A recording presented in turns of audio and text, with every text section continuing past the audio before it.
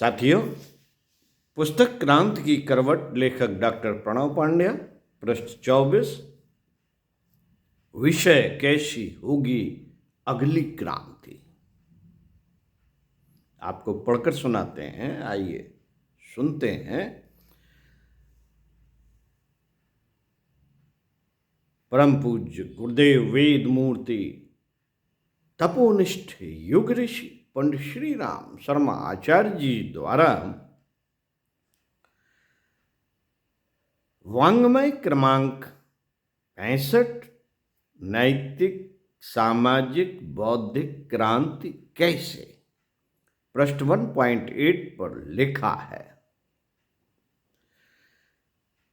क्रांति की निरंतरता ही धर्म है।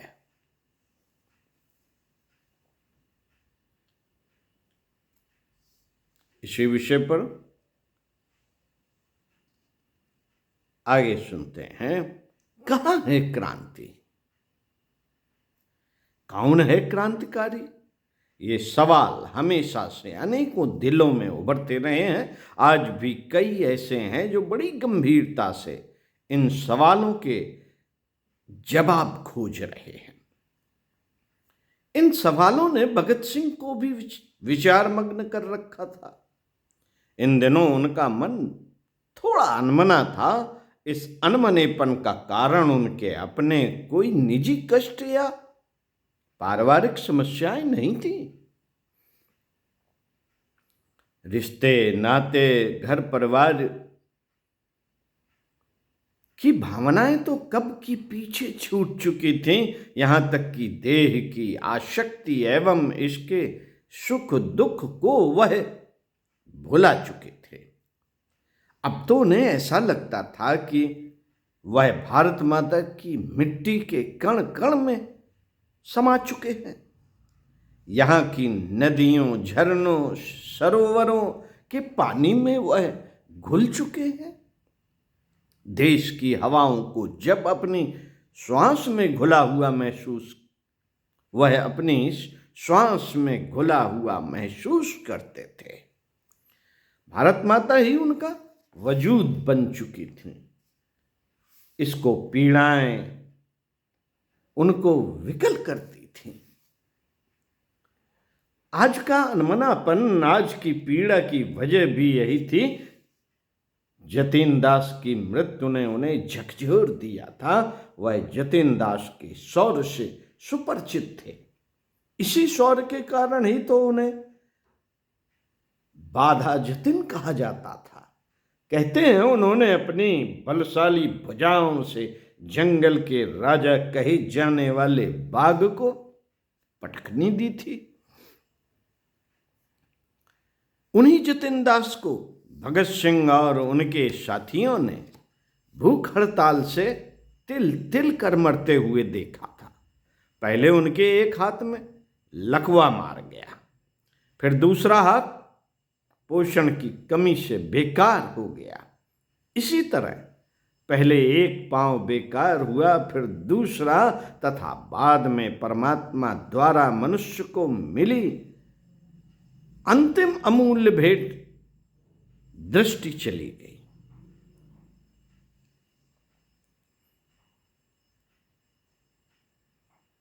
उनकी आंखों की चमक धीरे धीरे बुझनी शुरू हुई, फिर पूरी तरह से बुझ गई।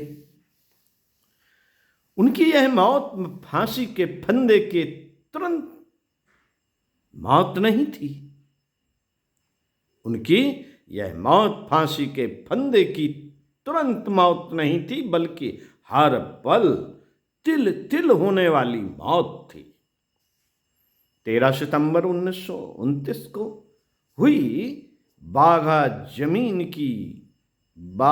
जतीन की यह मृत्यु जैसे भगत सिंह के संपूर्ण अस्तित्व में व्याप्त हो गई। उस दिन वह शांत रहे, किसी से कुछ भी न बोले।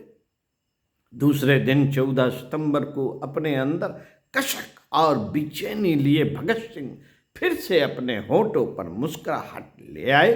दोपहर का समय था। दोपहर का समय था। आसमान में हल्के हल्के बादल छाए होने से उनकी कोठरी में रोशनी कम थी, फिर भी पढ़ने लगे।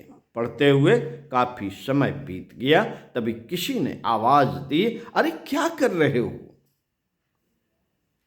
क्या कर रहे हैं? उत्तर में भगत सिंह धीमी किंतु दृढ़ आवाज में बोले, एक क्रांतिकारी दूसरे क्रांतिकारी से मिल रहा है। इसी के साथ वह पीछे मुड़े। आवाज देने वाले उनके साथी ने देखा, उनके हाथों में लोकमान्य तिलक द्वारा लिखा गया श्रीमद् भगवत गीता का भाष्य गीता रहस्य था। पूछने वाले ने कहा, तुम तो कह रहे थे तुम क्रांतिकारी से मिल रहे हो, पर तुम तो गीता रहस्य पढ़ रहे हो। यही तो हमारी मुलाकात का रहस्य है बिरादर। इस मुलाकात में एक नहीं 3 क्रांतिकारी साथ थे। ये 3 कौन? पूछने वाले की जिज्ञासा उभरी। उत्तर में मुस्कुराहट के साथ भगत सिंह ने कहा, पहले क्रांतिकारी स्वयं श्री कृष्ण, दूसरे लोकमान्य तिलक और तीसरा खुद मैं। इतने में सुखदेव भी आ पहुंचे और कहने लगे, तुम तो प्रायः लेनिन को पढ़ा करते हो, आज गीता रहस्य कैसे? इस पर भगत सिंह ने कहा, लेनिन मेरे प्रिय हैं, यह सच है, लेकिन इसी के साथ भगवान श्री कृष्ण, गुरु गोविंद सिंह, शिवाजी को मैं प्रिय व पूज्य मानता हूँ।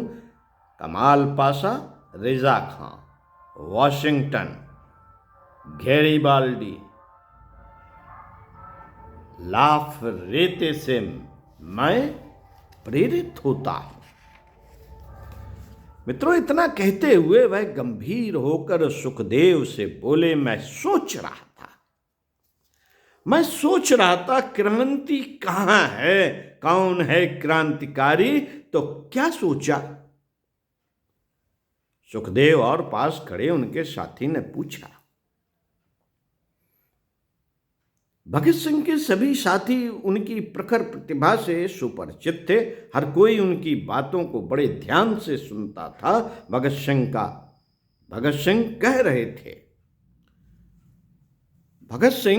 कह रहे थे, क्रांति उन लोगों के दिलों में बसती है जो सच्चे हैं,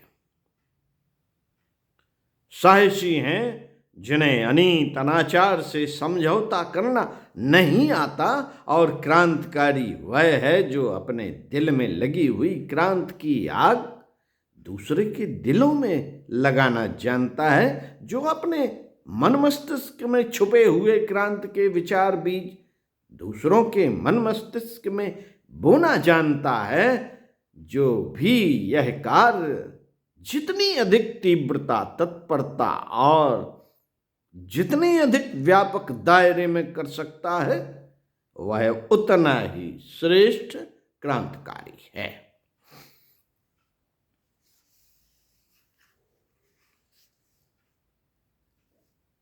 इतना कहकर वह उठ खड़े हुए। बाहर झांक कर देखा तो हल्की बूंदें पड़ रही थी। ऐसा लग रहा था समूची प्रकृति जतीन दास की मृत्यु पर शोक मना रही है। सुखदेव और भगत सिंह दोनों ने एक दूसरे की आंखों में देखा और मुस्कुरा दिए।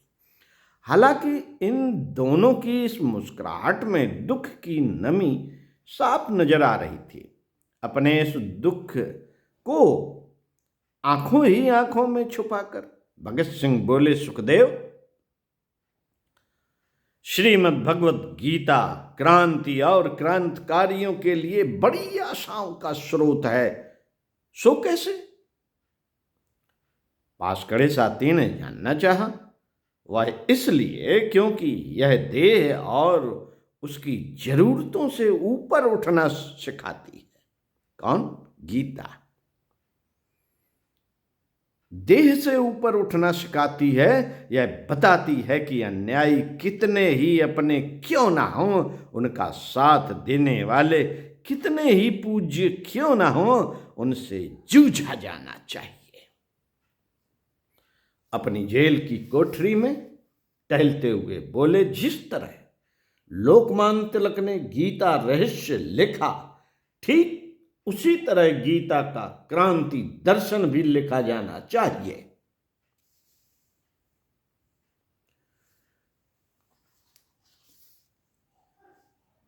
जिसमें प्रखर विवेक और प्रचंड वैराग्य है, वही तो सच्चा क्रांतिकारी बन सकता है।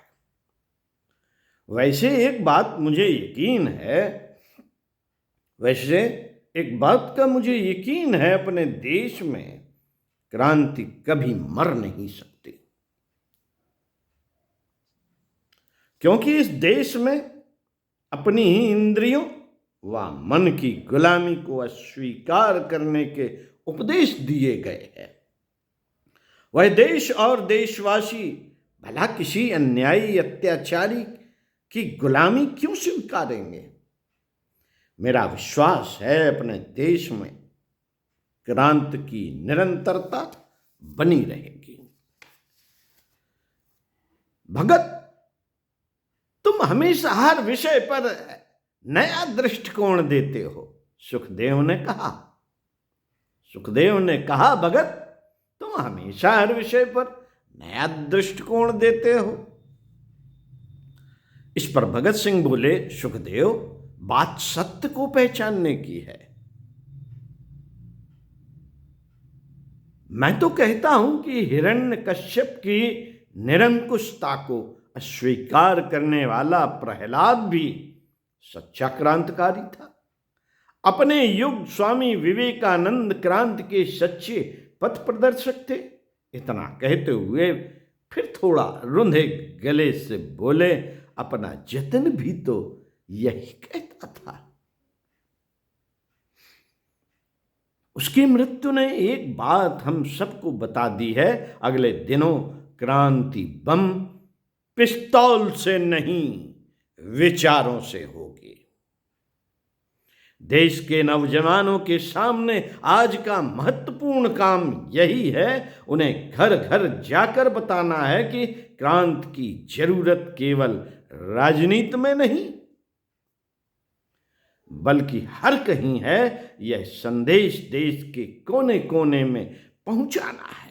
फैक्ट्री कारखानों के क्षेत्रों में, गंदी बस्तियों और गांवों की जर्जर झोपड़ियों में रहने वाले करोड़ों लोगों में इस क्रांति की अलख जगानी है, जिससे आजादी आएगी और तब एक मनुष्य द्वारा दूसरे मनुष्य का शोषण असंभव हो जाएगा।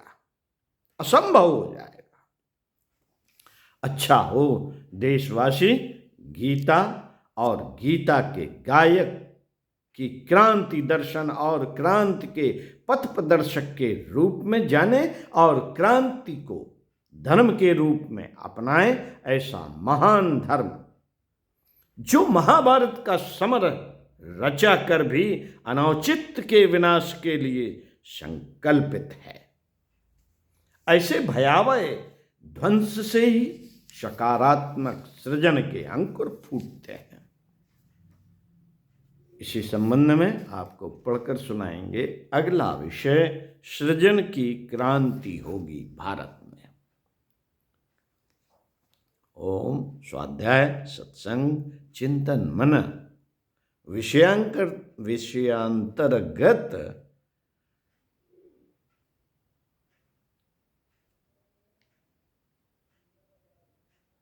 करने से निश्चय ही आपको कुछ नया नवनीत प्राप्त होगा। ओम शांति। सुनते रहिए, व्यस्त रहिए, मस्त रहिए, खुश रहिए। ओम शांति।